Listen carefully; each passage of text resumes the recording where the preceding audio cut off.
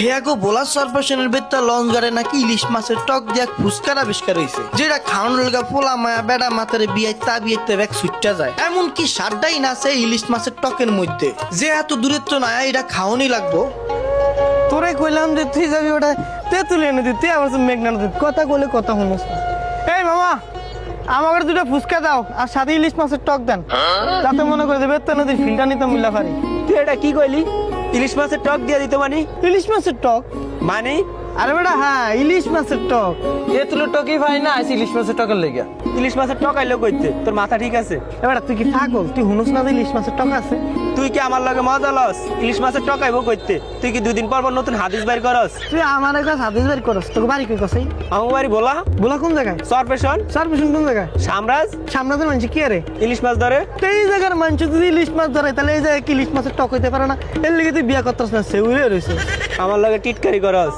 আমি তোর লাগে হাসা কথাই কইছি, তোর লাগে মিছা কথা কই নে। আমাকে মা ফিডার খাইতে আমার গুডুলি রান্না খাওয়ায়। কালকে দুইটা গেলা ঘরে গেছে রে, আমার ইলিশ মাছের টক দিয়ে ভাত খাওয়াইছে। আহারে, হাঙ্গমা আঙ্গরে কিছুই খাওয়ায় না, কাম করেই তো দিশা পায় না। তোর মা কাম ফিরা দিশা পায় না, আর আমগো মা কয়দিন পর পর আমার সই ফিডার রান্না খাওয়ায়, ফাঁকন ফিডার রান্না খাওয়ায়, ফাটে ফিডার রান্না খাওয়ায়, দুই ফিডার রান্না খাওয়ায়।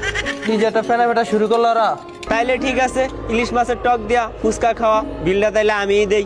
হাজের বিল তুই নি দিবি? তোর ভাই মনে গাঙে মাছ চাইছে না? না রে, গাঙ্গে মাছ পরে নাই। সেও মাছ কটা বেচা আরে কটা টিয়া জোগাইছিলাম। তাইলে তো ভালোই হইলো, তোর হলে সেও মাছের টিয়া, আমার লিসা মাছের টিয়া, তাহলে এক করবি আর দিন বেড়া।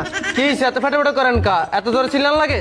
এ মামা, এ কি কোনো খোঁজ খবর নাম নেই মিয়া, কত লাগে ফেনা ভিত্তি ভিত্তি শেষ, আমরা আপনি ফুসকে দিতে পারেন না মিয়া।